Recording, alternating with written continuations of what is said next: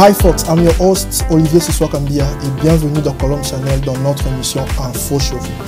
Une émission d'infos, d'échange et d'actualité, dire tout haut ce que les autres pensent tout bas. Aujourd'hui, nous avons le réel plaisir de recevoir, il n'est pas à Yarolobela, il nous a fait le plaisir de venir directement ici à Seattle et puis de passer dans notre émission. Nous avons le plaisir de recevoir, on l'appelle Mwana Mboka, Mwana Ndaku, l'honorable Nico Eliezer. Papa Eliezer, Mbote Nayo. Mbote Olivier. Comment vous allez? Oui, ça va. Ah, bienvenue à Seattle. Hein? Merci beaucoup. Comment s'est passé le voyage? Oui, un peu fatigant, mais ça va. Ça va. Je vous dis merci de nous faire plaisir de passer dans notre émission. Nazaba question moro mukia rotunayo. You know, notre émission s'est faite en français, lingala, swahili, chiluba ki comme en anglais. Na balang nyoso o yo lingi ke bande ko na biso ba yo kayo. You are welcome, you know, oloba. Ma première question est de savoir qu'est-ce qui vous amène ici aujourd'hui à Seattle? Et là on y est memio awa. Bon, merci beaucoup. Awa na Seattle. Naye sur invitation de la communauté congolaise ya awa. Bangoni mtu ba invité nga pour que na ya tokutana ndenge famille bakutanaka. Parce que chaque fois que nous nous déplaçons, il y a toujours la possibilité à que beaucoup kutana bosololi et boki makambo ya bandeko pe bayoki makambo na bino ermoko makambo ya mboka et cause à la muto azo ye bazana ba information et belé. Mais cause à la paix mususu pe azana ba information penzate.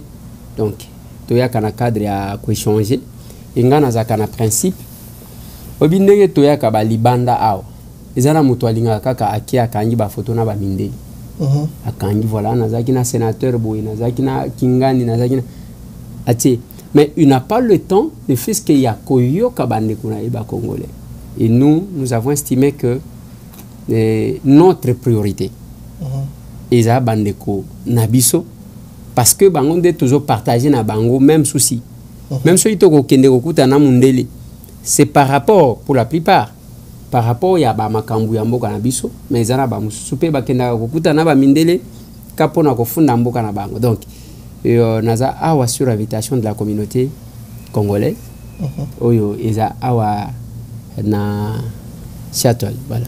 Okay, that's really nice. Thank you so much. Vraiment, je me ferai aussi le porte-parole. Il y a ba congolais awa na kotuno ba question et loko na sepela ki na yo atane bandeli le bilanga Olivier tuna ba question nyos. Ah tuna nga ba question. Mi tuneza ngai ba réponse eza yo. Kongo na biso ba teki yango ba pesi yango pona kimia. Lelo na ba est wana qu'on se le dise, le groupe armé bazui grande partie ya bande qu'on a biso ya est kuna o FARDC oki kokota lisusu te nyonso na ozingolo banini za kimia que président tikeli bango po kimia kota na mboka po eza période de élection. Non, te okinga bien te. Bato bazolo bake ba teki parti ya mboka po na kimia eza lokuta. Eza lokuta, eza manipulation. Ngai na lobby, j'expliquais sur les cas des États-Unis. Na lobby so ki olingi kozwa ba dirigeant américain coopérer na population na peuple na ba électeur na ye. Baba ndaka kobenga komona babanga ka batu parce que bango ne mutu ba pesa ka bango pouvoir. Soki chef de l'État a cédé ka parti ndenge outikolo pona kimia, il ne pouvait pas se battre. Pour le moment, vous entendez na Kinshasa que on découvre ba cache d'armes, bato bazo trahir, lelo anerazwa oyo mabe nani conseiller spécial en matière de sécurité azwa oyo mabe. Nous surtout wana c'est la complexité de la question et aussi il y a la complicité. Il y a biso ba congolais. Donc jusque là ils en a parti mon côté tekami sauf que nous avons été surpris de manière désagréable. Pendant qu'on avait une convention militaire avec l'Ouganda, Ouganda beti biso ki botat aye kokotisa ba Rwandais côté ya Bunaga. Sikoyo, si je comprends bien, vous faites partie à Bato Oyo neti FCC Oyo ba boyi élection salim. Po tozana ba guerre balingi comment on appelle ça, consensus avant l'élection. Vous en faites partie. Bon, une guerre Ezali, c'est inutile tout ça l'élection. Bon, d'abord, nakosenga oye banga. Ngai kaka tango zomo nanga elongi nanga nezaya kosangisa na bato ya FCC. Na ndoto na nini. Donc papa les tout le monde qui bato ebele bazaki na nini na opposition ba rejoindre FCC. Bazé ebele ba rejoindre qui FCC. Ngasko naza bato ebele te. Naza monsieur Tambo. Alors biloko wana FCC elongi nanga na FCC ekokani ata mukete. Ekoti pe kokutana te. FCC ne bato babomi mboka wana te. OK. Tellement que ce sont les stratèges, ba opportunistes, les lo babeti ba chita sima ba ye ba nommer mutu ministre, ba nommer bo na makambo ino sacré o ekomi lokola blanchisserie, bato ba ye ba mikotisi. Je ne suis pas sur la ligne, il y a FCC. FCC azobo ya te comme tel. FCC azobanga ako présenter nani na présidence. Ti lelo bango ba rebaka ki Kabila kozonga. Alors que c'est impossible. Il y a que Kabila zonga ko se présenter atana ndoto ko salimate. Il a déjà fait son temps à Banda ko kamamboka wana depuis l'assassinat Yamze. Tibo donc il a fait 18 ans, je crois. Donc pendant 18 ans bolingi bozongi saye aya ko sala lisuni. Azane loko ko sala te tellement que bazana candidaté bako présent FCC bako présenter nan. O comment na air mon côté bako ko luka ba présenter au maman Olive. Mais wana tango zotala mikolo nyonso même tango azosala ka ba sorti. Elle aime cette liberté à comme nango ke boumbu ya kozala na présidence de la République. Même alors il faut koyeba ce qui va présenter Mutuango a gagné. Kozanga candidat président de la République. Il fallait chercher une raison. Mais talabato d'abord babandi oh tolinyi ko s'enrôler. Il faut toyokana balongo la kadima tout et tout. OK? Mais biso bato bazo boy enrôlement mais bazo loba que bako kende élection. Ozo mona niveau. Mais ce que tant bako kende élection, bino bo sala di campagne contre l'enrôlement. Bao ba sympathisant na bino balandi bino ba se faire enrôler te. To comme na élection tant to kolé bino oh bo loba bato ba tricher. Ba tricher te parce que nous sensibilisons les gens. To lobi ba kende ko s'enrôler parce que ma ponomi yango c'est le moment où le peuple s'exprime pour nous décider qui peut le représenter. Donc, banalise nangai atana ndoto soki omoni ata soki nazali susu na chatolte na keyeke oloti yake oluka kosangisanga na bato FCC fola muka osambela ozui mayo tina moto otokisha ngo tie pilipili na mungwa obandi ko pamela ngo lokola o benite. Ah, de repambola ngo vraiment moi c'est que je veux pas vous cacher que avec beaucoup de jeunes aujourd'hui qui sont à Seattle, ceux qui ont eu la chance, yako tanga to yako fan yako solo là, pour dire la vérité que les gens on a du mal à croire à la parole politique, des hommes politiques, parce que ce n'est pas caché, ils sont très changeants. Mais j'aimerais que toti kala moi mukie na ba truc il y a élection. Biso toza moi musika yom to uti mboka. Tozo ka moi nungu kuna que ah te ba photo on bima noir et blanc. Bon, on a habité so aux États-Unis, so ba photo noir et blanc bimi vraiment on a habité so geza nini. Donc ba photo za yangote organisation eza yangote, il y a certaines places, il y a enregistrement. Et ça les bien te en quelques mots. Qu'est-ce que vous pouvez nous dire dans l'organisation et à Sénini au Congo? Au même moment de savoir si vous vous êtes déjà fait, vous avez eu déjà votre carte d'électeur. Merci beaucoup. Au moniteur aux autres nazo luka awa na nini nangai. Ils apprennent bimisa carte d'électeur nanga parce que je dois en avoir. N'habiter ceux qui natika kiango nanda kuto natika kiango te. Certainement que ba photo zobima en noir et blanc. Mais où est ezali kambuté? Ezali kambuté yake. Parce que bimi en noir et blanc, et voilà, ma carte est là. Carte nanga yango. Et bimi en noir et blanc. Bon, papa les on est honnête, hein. Ils ont noir et blanc à l'homme mais il faut insister sur les ailleurs pour la vie de son latinette. Mais I don't know, I feel like les ailleurs, mais ils ont moi. J'aurais préféré qu'ils aient en couleur. To be honest with you. Non. C'est difficile pour moi. N'habitez pas la lunette, mais c'est moins difficile dans mon équipe. One is a préférence. Ok. Il y a que il fallait qu'ils aient la néo. Ou bien discussion aux autres. Ce qui est le balobi, kakanaba ID na binoir, babimisaka balobi que désormais photo comme noir et blanc. On peut discuter ça. Discussion on a bossé la kangoka. Ce qui et pas na bino tout vous voyez tout en noir. Institution les habilité à organiser ba élection va décider que ba copier sa biso ba carte d'électeur mais au bima photo en noir et blanc. Mais c'est ma carte. Okay. Et cette carte là est sécurisée parce que bazwa et Ruiz nanga bazwa ni nanga ya misu et bazwa comment on appelle et puis bazui ba empreinte nanga bon nous surtout wana bazwa côté QR code oui. wana paye comme la oui. QR code Donc eza moi sécurisé puis ndenge za wana ko fina finango après ozongisi yango ezonyika mobile. Okay. Donc ce qui a eu de raté tout ce que moi je peux condamner par rapport à enrôlement eza eloko moko to mibali ya liboso je suis contre parce que nous allons vite. En 2006 ban rolaka 26 millions d'électeurs. Ils ont kabiso 12 mois. En 2011, ils ont enrôlé 33 millions. Ils ont 13 mois. En 2018, ils ont enrôlé, je crois, 42 millions. Ils ont 15 mois. Mais alors, les projections, il y a plus de 50 millions. Mais Balobi va enrôler pendant 3 mois. Donc, 3 mois, on a en 3. Chaque zone opérationnelle, aux 10 provinces, un mois. Ils ont enrôler plus de 50 millions dans un mois. Ce qui est impossible. C'est la difficulté. On a contre okay. Et là, comme nous avons contre on n'a pas la culture, il y a continuité, il y a service de l'État. Au Bamonak. Ah, ceux qui même Balongoli, président de la République, ce n'est pas que Balongoli Batunio so Bazalaki Kuna. Non, l'administration reste là, tout ça. Mais ah, ce n'est pas le cas. Les désagréments que vous entendez à Séni, c'est parce que Balongoli, même ceux qui ont été enrôlés, en 2018, expérience qui ont été formés dans à l'État. Balongoli bango parce que bazabatu na bango il faut bacha batu misusu. Maintenant bozo cha batu misusu batu wana baye ko banda ko apprendre.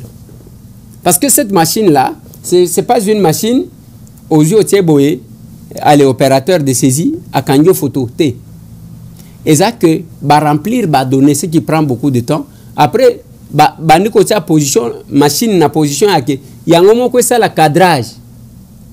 Ce qui cadrage wana siminde kangi yango moko. Ce qui cadrage wana simbitende omoni simba ina matoi zongisa matoi mibale salaboy ainsi de suite parce que seulement on a appris les gens qui viennent d'apprendre qui font leur stage. OK.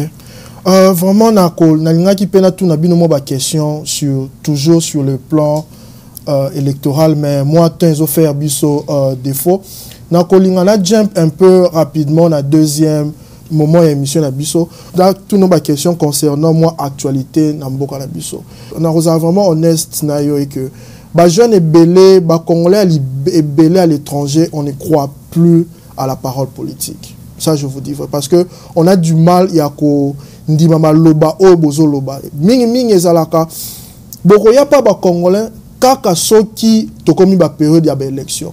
Prenons l'exemple ya mboka na biso.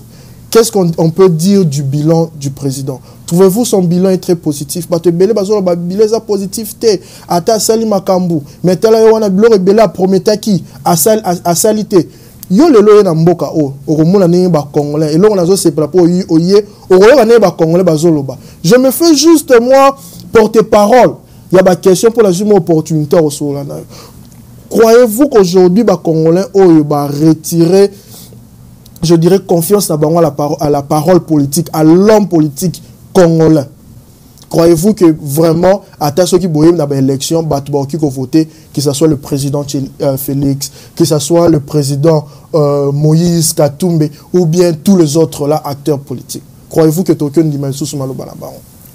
Bon, d'abord, Koloba que jeune et belé, croire. Les sous-na maloba ya baï politique était. Ozana raison, bato belé bazo croire parce que bato belé pe baza bato lokuta. Mais il y a les gens qui bazo croire na bato bazali ko croire na bango. Awa na Washington Siaro. Je dépensais quoi? $0. Bafute linga billet, je suis acteur politique. Je suis député. Bafute linga billet, bafute linga hôtel, bafute linga bazunga en charge depuis que je suis là. Je me sens chez moi gâté. Nyonso nazana ngo posa tata wana même nengo moni atelemi wana deke na lobi na wiki posa ya kolia hamburger mbango wa miminga na wiki posa donc ezana bateau bazo croire te ezana bateau bazo croire ngai moko tangu to créer parti politique na biso to bengi action commune pour la république c'est parce qu'on n'a pas cru na ba parti belé ezali ko exister parce que bato bazana double face na moya lobi boy na buto lobi boy lokuta na lokuta ezali wana ezo salim mais ici tango zolo bato bakobunga soki ba élection yé oui c'est là que nous avons fait la différence. J'étais toujours à côté de mes électeurs. On a benga ka ba patron nanga. Tous les mandats bazolo bananga. Ah, tu n'as pas encore l'expérience, tu vas t'épuiser, ainsi de suite. Papa, 5e année yango tokoti. Je ne me suis pas épuisé. 5e année yango était mandat wesili. Batusiko qui me disait que tu vas t'épuiser. Ndeba komi kokota siko na ba trace otozanango. Mais retenez na politique ce qui est na makanisi ya koluka mbongo. Donc tu as un choix. Soit au sali ba faire na yo, ba business na yo, soit OK, en politique on va servir et non se servir. Et les gens qui vont se servir, ndeba ozomona ebele ke bazo yiba bazo salabo. Le bilan du chef de l'État. Moi j'aime quand les gens parlent qu'ils soient quand même un peu honnêtes. Je vais vous donner un exemple. Moi je ne suis pas porte-parole du chef de l'État. Et ni quelqu'un membre de sa cellule de communication, je ne le suis pas.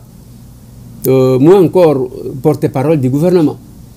Mais il faut que tant que vous lever mesures grâce à la diplomatie agissante, oyo ya mutuana bazoloba makambu ya embargo voilà oyo ba ko enlever pona to somba ka ba manduki sans problème.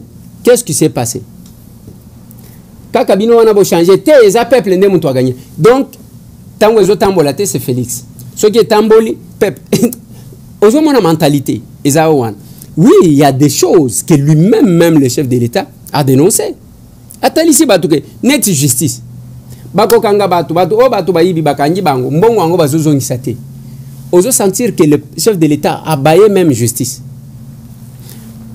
Ozo tala yemo kwa zoloba alobela ki makambo belé yemo kwa zali ko dénoncer. Oyokati comment il a recadré gouverneur ya Équateur. Wana bandi ko flatter ye azokoza. Population azo senga courant. Au lieu tika ba trouver solution. O sali makambo nanu tomona te tata parce que yo zolia ozomel. Atuni alobi me papa. Yo lobinga ina pesi courant a. Population azo senga courant. Sikona ndimela ni. Nazoloba nani éclairage public courant auto tie banambandaka ezala mulili ezala ki partout. Oh papa les lampadaires il y a panneau solaire ndoko bengango éclairage public okobengango courant les éclairages publics courant courant oui mais aux hommes niveau ce sont des politiciens comme ça des bateaux oh ba initie politique et aussi en politique là Olivier le ngana ko ebisayo je fais les chances politiques. Je pense que Natanga ngo bien. La politique, ce n'est pas ça. Ce n'est pas l'art de mentir. Depuis à la moukakia, azokosa. Alors, au moment où tu as dit que là, ceux qui m'ont dit que c'est mingi, ceux qui m'ont dit que c'est alors, c'est ça la politique. C'est-à-dire, la politique, c'est pas mentir. Il y a ce que le chef de l'État a fait. Il y a ce qu'il n'a pas fait, qu'il reconnaît lui-même qu'il n'a pas fait.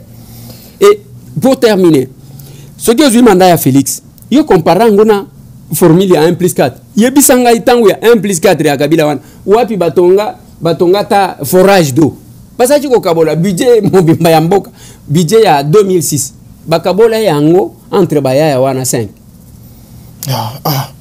Papa les biso bazolo bana biso déjà tozo koma moi temps eza ngonga mukie nazo sepela no koloba po moko na mituna mais bato ebele balobaka papa les azane mutu ya mozito you know wana vie na ye mozito papa mozito wana mutu na ye mutu na kati mais nazo ka moi po zo mi pesa vraiment zo soutenir le président Tshisekedi.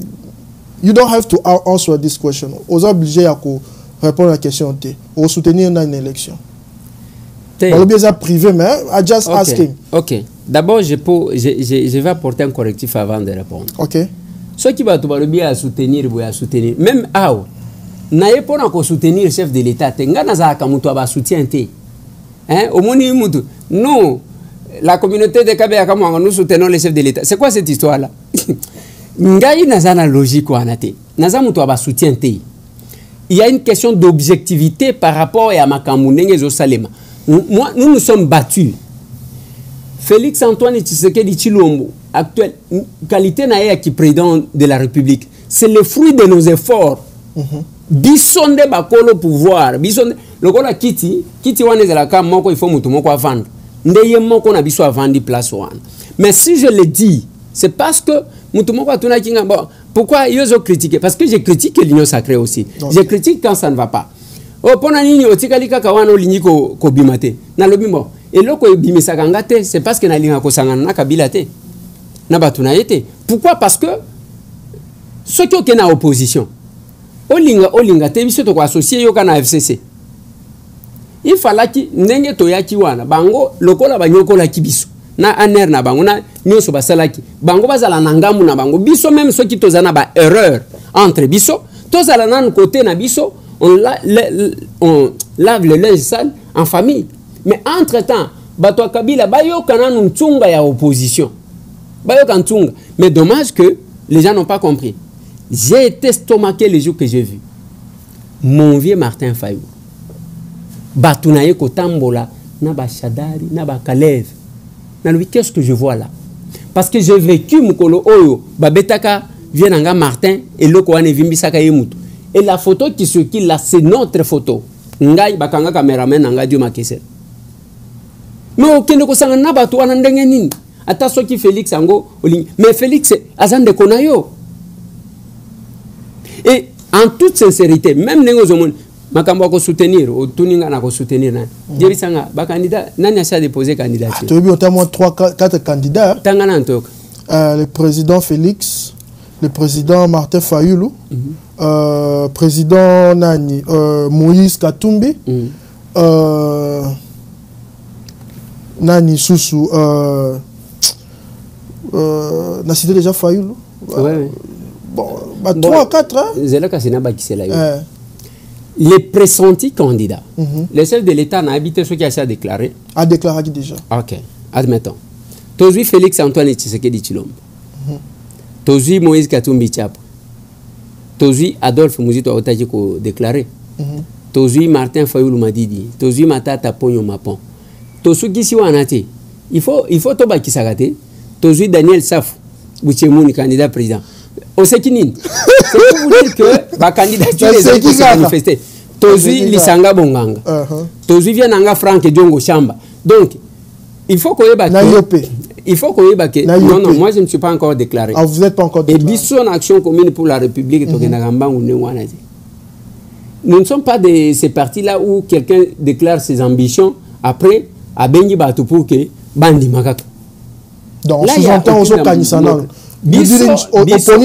Bisso, Yoka. Bisso, d'abord, il n'y a pas encore une candidature jusque-là, de manière officielle. Okay. La candidature est comme on a à cause de $100,000 naïe. A Kangisi ba CV naïe, ba document ya seni. A bengi presse, quelqu'un, à qui a déposé. Des pères et des mères. Oui. À qui a déposé. Kuna des pères et des mères, nan comme il a été. Tango a déposé. Ndetolobi, candidat président Yewana. Ça, ce n'est qu'une étape. Deuxième étape, Ezanin. Tant que c'est quoi afficher le candidat président, Bango. Wano Beninga Otuni, bon, ça va. Bataille, il n'y a pas de recours. Au Beninga Otuni, bon, lobby, c'est qu'on soutenir, qu'on soutenir. Ceux qui comme on a mon ani pena kachaliste en côté. Mais parce que ceux qui comme on a mon ani na kachaliste, wano kutuna ngali soutenir. Mais ceux qui comme on a ezate, otuninga lobby, na ba candidat, oh. pour que naye bisayo qui na ko soutenir je vais justifier. On ne choisit pas un candidat kaka nengwa na nenga zomona loyenga. Oh candidat nangabo beaucoup de gens même au baza les flatteurs que nous avons au sein de l'Union sacrée. Ba o ba uti koya pona oyeba ke muto ya uti FCC. Système oyo moni ba photo moko bazaki ko gumba mela Kabila. Ba yena ngwa. Notre candidat aux élections, Félix Antoine Tshisekedi Tshilombo. Mais il y a quelle capacité pour apporter les ennemis, à part flatterie à Kebapé Sayo Moussal. Ok, vraiment c'est un plaisir. Aujourd'hui on reçoit l'honorable Eliezer. Moi franchement, je vous aime. Parce que l'honorable est Silaka. L'honorable est Silaka. Teyo oza mutuvama otolandaka. Vous n'avez pas votre langue dans votre poche, vous dites tout haut ce que les autres pensent tout bas. Et c'est là où on a ces pélarata, on répondre vraiment à la question, net cause à la candidat. Bon, je vois que vous n'avez pas encore choisi. Mais voilà, nous arrivons à la fin. Dans cette émission, on veut parler plus de vous. C'est quoi votre bilan? Comment vous trouvez votre bilan il y a 5 ans au Oboleki étant que député? Vous le trouvez positif? Vous vous dites que non?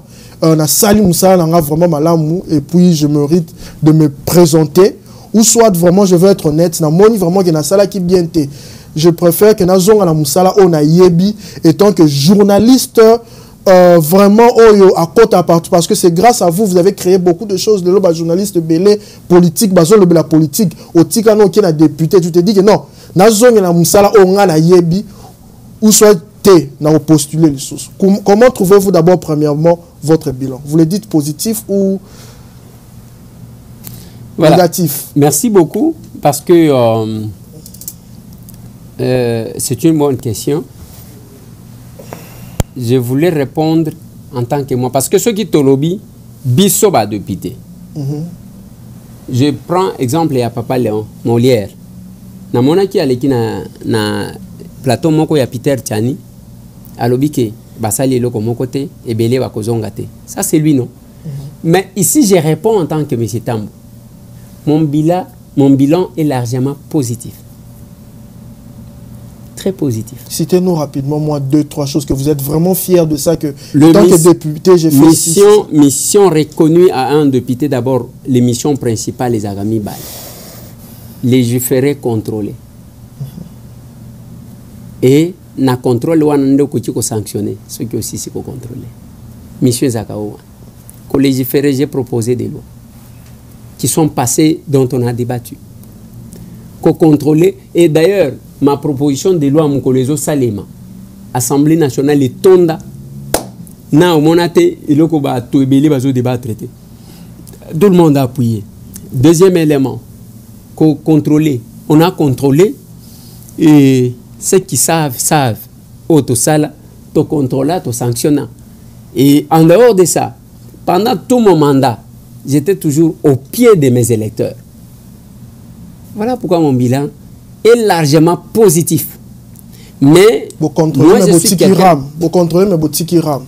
Tu rames balongola. Balongola. Mais bah échanger forme, échanger forme, na boy ka to continuer rapport discussion peut-être que yo une information. Oh yo mto uti na Congo toujours mona bon. Mais ce qu'on a ba changer, là on va sanctionner. Qu'est-ce qu'on a quelles sont les sanctions ekoi bien tant que député? Non, qu'on a sanctions exactes, la question que vous devriez peut-être me poser na ko répondre ça koloba que bon même ceux qui balongoli. Ce qu'on bongo bazwa ki avant et que yika nengwa. C'est ça la question.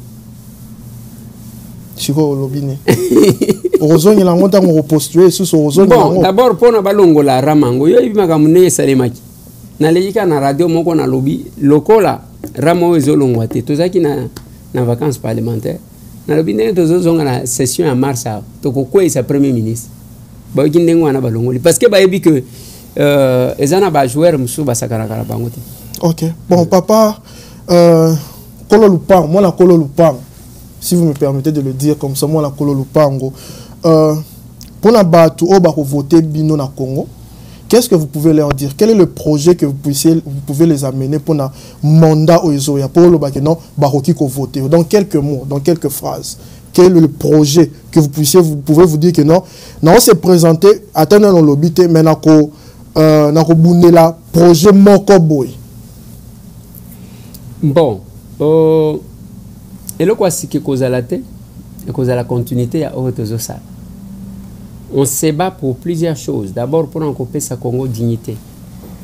Il y a Obama qui a dit que le fonctionnement des institutions, c'est un fonctionnement. Non, Obama a dit que les institutions ne sont pas fortes par elles-mêmes, elles sont fortes par les individus qui les animent. Voilà. Mais, et là, quand on a d'abord, il y a coupé sa Congo valeur. Okay. Il faut qu'on sente quand même que Zamout. Tout un d'hôpital, un commissaire du peuple. Alors ça, la courbette devant un petit Libanais. Parce qu'il a besoin de $100, de $100. C'est pas possible. Non. Qu'on ça d'abord. Congo dignité naïe. Kolongwana qui mendiant ya boulanda batusima. Ça c'est un. Deuxièmement, qu'on ça là de sorte à ce que bibi son un parti politique na biso action commune pour la République. Ceux qui ont tourné na Congo, na Kinshasa, le siège et le parti le plus fréquenté c'est l'ACR. Donc tout ça na ka place ka ya mukebo sur avenue Kabinda numéro 102 na commune à Kinshasa. Donc ceux qui oyekuna na parti wana okuta ligue des jeunes té ndengo zolo ba wana ba jeune belé bon. Moi, je me pose la question, je ne sais pas parce que Christ, pour n'avoir pas batanga Kabib, Christ a fait 33 ans. Donc, à Salama, quand on soit Silisa, à Silisa, la mission est à Mikoufeli. Mais on a quand même 35 ans, 40 ans, jeune. Jeune par rapport à ni Patrice Emery Lumumba, Otolobelak. A fait âge à 36 ans, je crois. À 36 ans, à Sisi, Bamagamuna, est-il l'Otolobelak Lumumba? Et ce sont des choses. Kimbangu a fait son nom, il avait quel âge? Il a combattu la colonisation, il avait quel âge? Donc, Baloba Kaozam est bien né, la valeur n'atteint point le nombre d'années. Alors, c'est pour vous dire que, tous continuer et le Kouanabiso na ACR, au coup de ligue de femmes, au coup de ligue de jeunes, c'est une discrimination. Parce que tant que, au Kozal, comme il y a jeune, aux hommes, ils ont dit Sassima. Pour ne pas croire dans la Bible dit ceci. Quand l'héritier est encore jeune, richesse naïe, héritage naïe, babombe la caille. Yango moni Congo, tous se comporter, biso nyon se lokola ba jeune, la conséquence, bomengo na biso ba payatem to baso bombe la biso. Et en dehors de ça, ezana pecho comment on a inosbi. Azana moi si naïe wana ba benyi na rebo. Ah, au moni nzembo wana ba betaki, laissez les enfants jouer. Tant ozo tika bino jouer, bon, les dessous ou le contraire, laissez les vieux voler. Parce que that's good. Vraiment, moi, la Cololpang, c'était vraiment un plaisir. On a eu peu de temps. J'aurais voulu que monsieur moi Moulaïma, vous avez beaucoup des engagements, Labino. Dans quelques mots, nous sommes arrivés à la fin de notre émission. Dans quelques mots, s'il y a un sujet ou quelque chose que je n'ai pas pu marteler dans la question, vous avez 2 minutes ou 3 minutes pour conclure. Pour tout ça, moi, quintessence, na bateau, c'est balobi, balanda biso siko. Moi, peux mal loba moro pour la chaîne biso, tout c'est pel qui est mabinolel. Non, la première des choses, je vais terminer l'exemple que j'ai donné ici à que, au 8 ans, ceux qui bozomi benga ba jeune, la conséquence c'est à la canine. Ceux qui boken à réunion, mingi bakotsa ba jeune, batika ka bango bavandi na ba voiture bazozela ceux qui vient abimi nda yé komemela yesak lobi batuni mo pesa biso expérience pour na ozo musala expérience mais mutu wana kozo expérience ndenge nini parce que vous ne l'associez pas. Ça c'est ça. Si j'ai un mot à dire aux gens, le Congo nous appartient. Congo zambo cannabis banjelo bakoya ko délivrer en côté. Engageons-nous tous pendant l'année électorale et cette année ceux qui beaucoup observé beaucoup décidé les yango ko salé. Et nous sommes menacés de tous côtés. L'occupation, Izoya Makasi, Batuere Zoya, mais pendant ce temps, nous restons dans la distraction de nous insulter mutuellement. Ça ne sert à rien à Kofingana, Barobakalele, salle, c'est là en famille. Ce qui est en Makambu, entre Biso, il faut arranger par la suite. Total Ananu Banguna, au Baza Kunanakati. En ce qui concerne votre chaîne, je dois vous dire merci. J'ai aimé la qualité du travail. Dans ce pays, la qualité à Moussala, organisation, j'ai vu même le matériel parce qu'on reconnaît quand même la capacité à monter de parler, le sérieux que Moutouana Azotana ou Azosar. Donc, comme on a monté le soumé, Azolinga Kosala, les tiens qui journalistes, depuis à Tchaki, comme moi, téléphone, à téléphone, à trépied, à l'obisi, mais tellement que bao bazolanda bazomona makambo wana. Donc ozomona ke mutu wana azaka embrouillé et azolekisa na étant mais je vous félicite et je vous souhaite plein succès. C'était vraiment un plaisir de vous recevoir sur notre chaîne dans Info chez vous, c'est le nom de l'émission. C'est un plaisir aujourd'hui de recevoir notre député national, M. Eliezer, qui nous a fait le plaisir de venir sur ces plateaux. Vraiment, je vous demande de bien vouloir vous abonner, de nous suivre dans nos comptes, que ce soit sur Facebook ou sur YouTube. Et merci, à la prochaine. Bye.